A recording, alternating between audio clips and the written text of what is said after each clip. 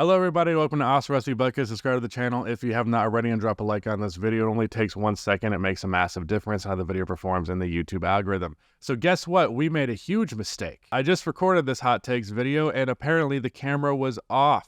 So we really didn't want to record it again. I really don't want to record it again. Not only because fuck that, but also because I thought this was a good recording, and I don't like having to react to the takes and pretending like I'm seeing them for the first time a second time. So we're just going to put up some like highlights and stuff whenever the take is done being read out, so you don't get to look at my beautiful face. I'm sorry about that, but most of you guys just listen to these things without looking at the screen, so, you know, just do that.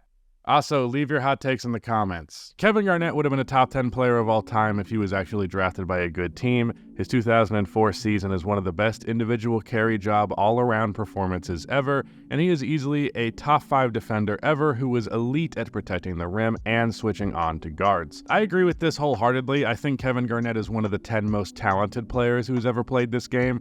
To be as skilled and as athletically freakish as Kevin Garnett was, as tall as he was, as fast, as long, as much of a vertical threat as he was, dude was a ridiculous athlete. He also had like absurd endurance, and like, as you mentioned, his ability to switch on to guards, that was ahead of his time. In general, as a big man, a very perimeter-oriented game. Even from the post, like, he's a fadeaway guy more than a hook shot guy, which for me is like the marker of if you're going to be like a big man, or like a finesse big man. Kevin Garnett's very much a finesse big man. One of the best playmaking bigs who ever played the game. Easily a top 5 ball handling big who ever played the game. The guy would routinely bring the ball up the court and was just had great handle. And in terms of a matchup, like for centers, he was too quick, and for power forwards, he was too big. So routinely, he always had a way to kill you. And he had a deadly mid-range jumper, man. There's a couple of seasons. In 2004, I know it's his best season in this regard. I know in 2004, he had better mid-range stats than Dirk Nowitzki, who is like bare minimum a top 3 mid-range shooter of all time. I already have Kevin Garnett in my top 15 just because I acknowledge how talented he is. I do understand that, you know, that's with my weighted scale that doesn't push acknowledgments or accomplishments as high as other people would. But his 04 season is one of the best MVP years ever. No doubt it'd probably be at least a top 15 MVP season ever. As you mentioned, a top 5 defender. Honestly, I think the 3 best defenders of all time, regardless of order, is Hakeem Olajuwon, Kevin Garnett, and Tim Duncan. Those 3 are the best defenders of all time, and honestly, you can pick any of them out of that group. But yeah, KG is the real deal. I agree 100%. I'm a big Garnett fan. Hot take.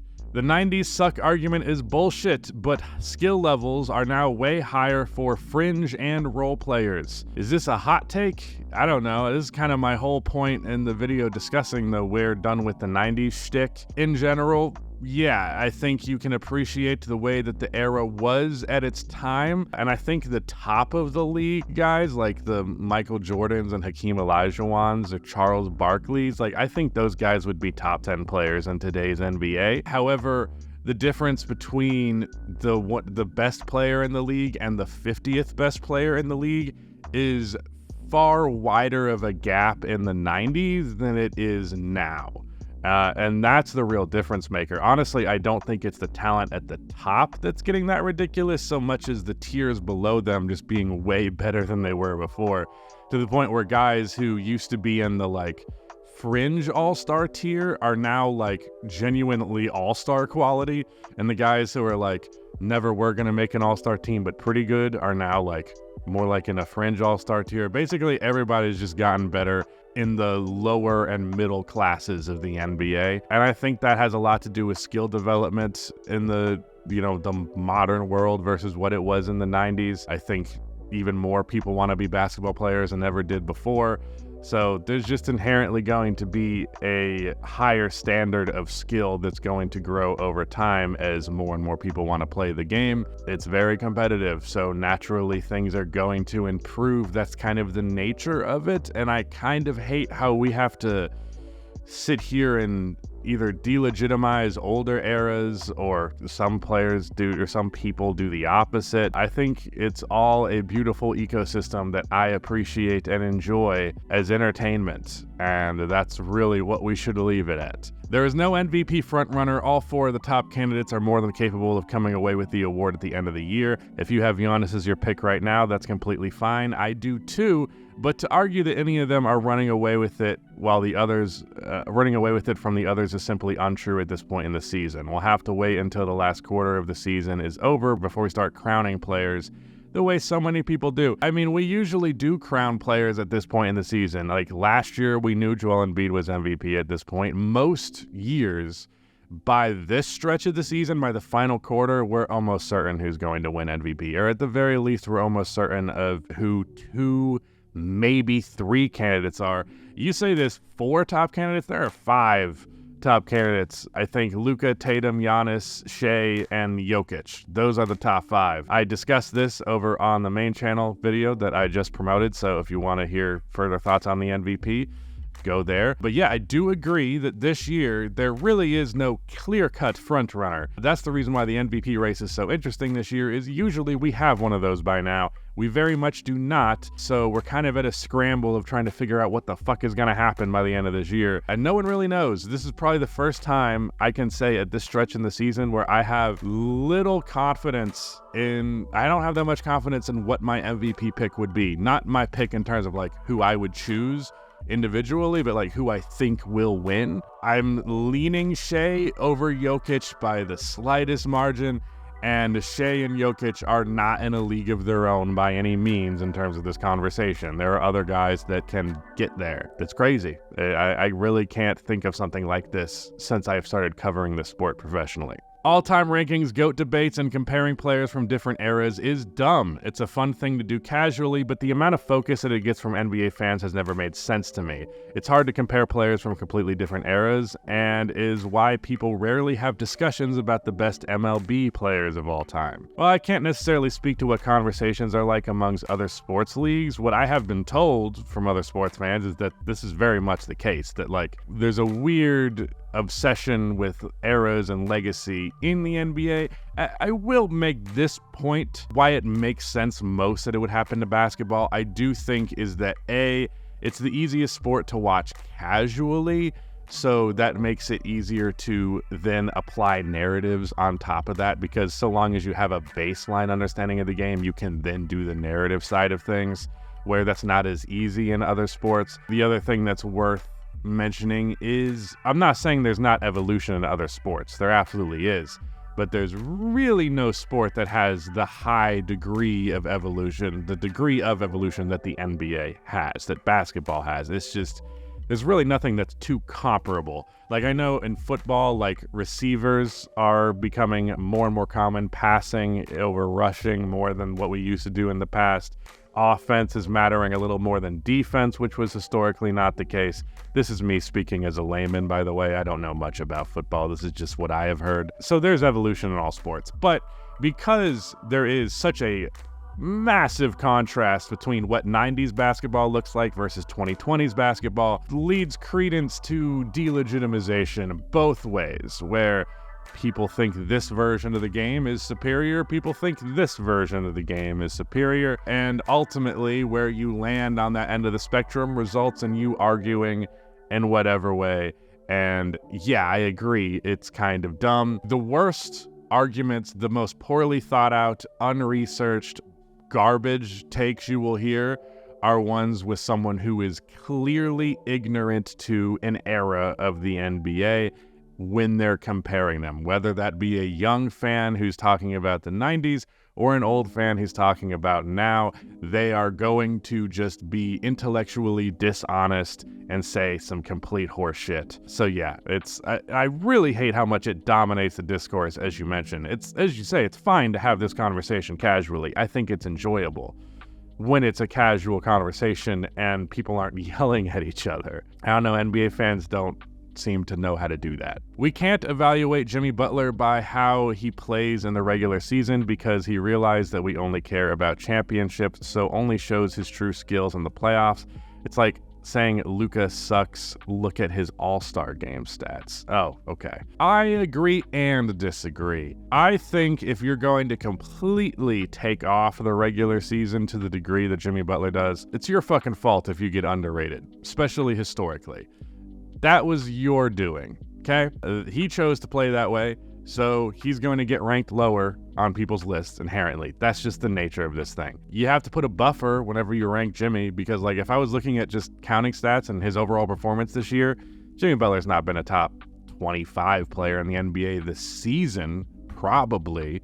He'll definitely be, I'm more likely than not, top 25 overall by the time the playoffs are done. I put him in my top 20 because Jimmy Butler is Jimmy Butler, and we know what he can do in the postseason.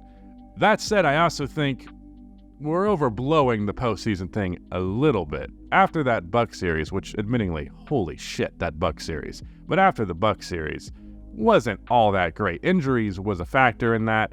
And we've seen him be great on a finals run before this. I don't know. I think there's a balance to be struck. It's a difficult position to be put in for sure. And really how you rank Jimmy entirely is dependent on how much you value the playoffs over the regular season. I think all of us value the playoffs over the regular season, but there's a degree to it, and I don't think the regular season just fully doesn't matter as it feels like Jimmy Butler treats it. So yeah, part of that, a lot of that is on him. If the Celtics disappoint in the postseason, people need to hold Tatum and Brown accountable and change their perception on them as a championship-winning duo. This duo has been running it back again and again for years. I think it would be time for some major changes to the core of Boston. Here's the thing about that. I don't think it's a duo anymore. I only think you're really a duo when you're the clear two best players on your team, like the clear two best players on your team. And even if Jaylen Brown is the best player of everybody who's not Jason Tatum, I don't think he is, but even if he is, I think we can all agree it's not by some gigantic margin.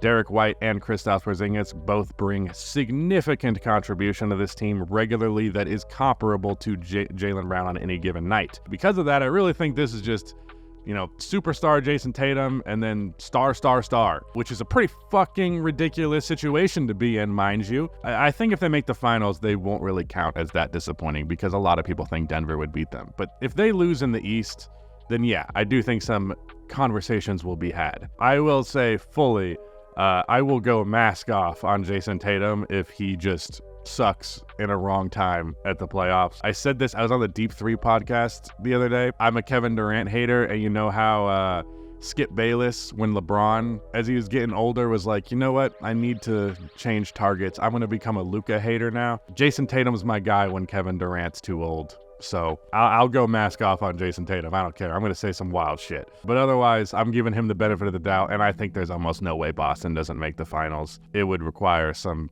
stuff that would surprise me. Assuming their teams are equally good, the next rivalry will not be Wemby versus Chet, but Ant-Man versus Doncic due to marketability.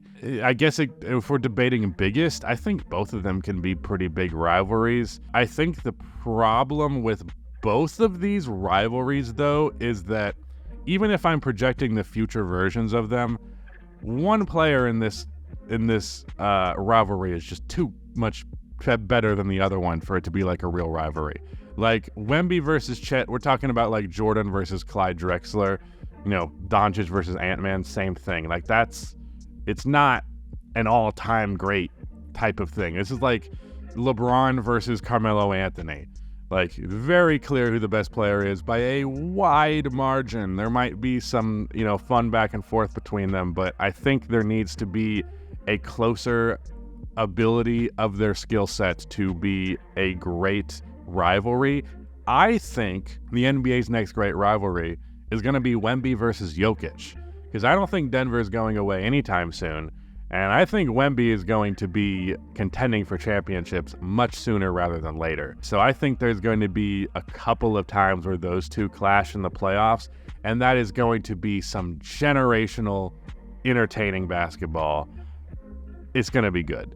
I also don't know why Luka is more marketable than Wemby. Chet kind of looks like Abraham Lincoln, so I can see why that wouldn't work. But Ant-Man Ant-Man's very marketable. We all agree on that. Either way, I think Wemby versus Jokic is the future rivalry. I understand there's a decent age discrepancy, but I think we can get an easy 5-year overlap of them both being at their absolute peak and it being dangerous. Assuming they've made the playoffs, how players perform in the playoffs should be the main way of evaluating how good they are. For example, Murray and Butler, when it matters, are top 15 in the league. Tatum and Embiid, however, move from top 5 to fringe top 15. And there's a reply to this that Rudy wants me to read, apparently. For real, like people be putting LeBron in 15th during the regular season, tell me with a straight face there are 15 players you would want more than a healthy LeBron in the playoffs. There aren't 15, but there's probably 10. I think I had LeBron at like 13, so that's pretty reasonable, but whatever. This is back to the Jimmy Butler thing. It's kind of hard to say. Really, I think we could just create different lists for different contexts. Like, here's the top regular season players, here's the best playoff players or whatever. I don't know. I also don't know if Jamal Murray reaches quite top 15 in the playoffs. Quite. Jimmy Butler barely gets in there, and I don't think Jamal Murray's quite as good as Jimmy Butler in the playoffs. Shots taken after the buzzer should be counted if the player was already in the shooting motion, such as a shooting foul. Many legendary half-court shots and clutch shots are worthless because the player still had the ball in their hands for a few thousandth of a second. No. Hard disagree. That's something I've always believed. I think that if you're like going up at 0.0 from beyond half court, well, you've always believed the wrong thing. As much as I love the Clippers, they are currently looking like a second-round exit after how they've been playing post-All-Star break. They've also been struggling a lot against teams with good bigs. I'm not as high on the Clippers as I was a couple of weeks ago. They have been slipping a little bit, but I ultimately still have pretty high confidence in them. The big man thing is interesting. The way that the Clippers win that is just that, like, yes, they're conceding how a big would play against them, but like no team in the league has a better set of like guards and wings than the Clippers do. So for that reason, it's like, look, they'll win the big battle, we'll win the guard and wings battle, and we'll see which position ultimately impacts the game more. It's definitely an area that could be a weakness. Zubac is a fine defender, but he's not a great one. Not to mention the way that he can get exploited by guards in the playoffs, as Luka just absolutely destroys Zubac every time they face in the playoffs. But I still think they're gonna be good. Second round exit, maybe depending on the matchup. They could have always been a second round exit. People throw playoff terms like that, like this team's a first round exit, this team's a second round exit. And it's like, well, that is highly dependent on what the playoff matchup actually ends up being, because you can sometimes get weirdly get a cupcake second round matchup and end up in the conference finals when you probably don't belong there otherwise. But yeah, I think the Clippers will be fine. The Suns and the Timberwolves are not contenders. I think their specific weaknesses, which every team can anticipate and scheme for in the playoffs, are just too much for me to see them in the finals realistically. I agree with the Suns one. I think the Timberwolves are a fringe contender where I would ultimately label them as a contender, but they are a lower tier contender for sure. It depends entirely on Anthony Edwards and his performance, I think. That said, I think people way overrate how much you can scheme against Rudy Gobert or Karl Anthony Towns, but especially Rudy Gobert. I think that is probably what you're referring to, and that's just overblown. In particular, because the reason that scheme always worked when Rudy was in Utah was because there were no point of attack defenders on the Jazz. Meanwhile, the Minnesota Timberwolves have Jaden McDaniels, they have Nickeil Alexander-Walker, they have Kyle Anderson. There's someone else I'm probably blanking on, but they have good. Anthony Edwards is also a really strong defender this year. So they have good ass perimeter defenders. It's not going to work the same, man. It's just not. The Timberwolves defense will hold in the playoffs. I'm very confident in that. The reason that I would label them non-contenders isn't for how you scheme against them, but just because their offense is meh. Pat Riley is the greatest basketball mind of all time, and it isn't close. The man has been to an NBA Finals every decade he's been involved in NBA basketball, be it as a player, coach, or executive.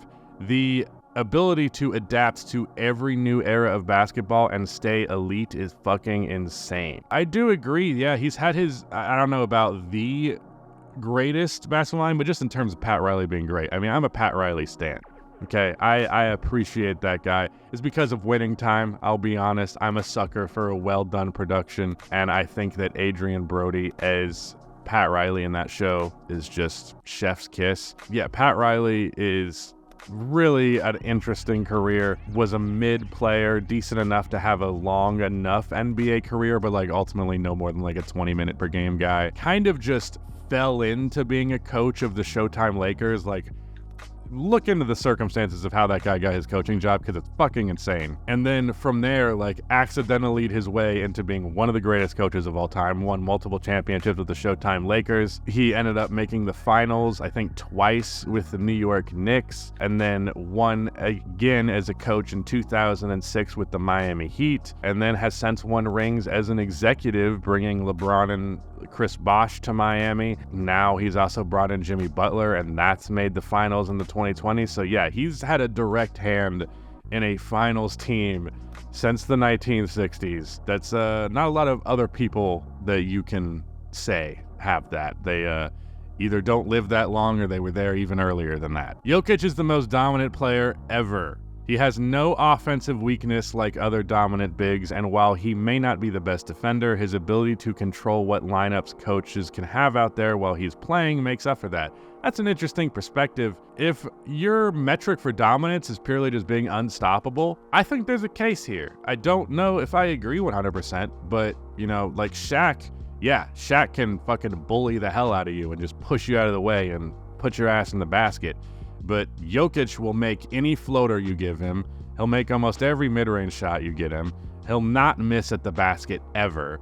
And if you have any hope of making him miss these shots, you have to double him, or he will always make the pass to an open man. There aren't good options with Jokic.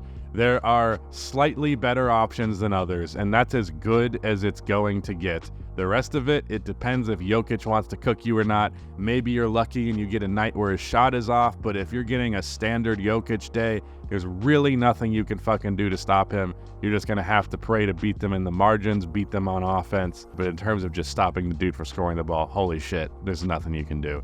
That said, dominance isn't just one end of the floor. If you want to say the most offensively dominant player ever, I think I'd say that. But there are players that are dominant on both ends of the floor, and I think they're just going to have to get a little bit more of an edge there in that particular department. Not necessarily even making them better players, but more imposing ones. Well, that was Hot Takes. I hope you enjoyed. If you want to see your hot take read out in a video, then comment down below. Always looking for new takes to react to, so I would much appreciate it. Go check out my main channel video on the MVP if you have not already, but that is it. Shout out to Nick for editing this video, and goodbye.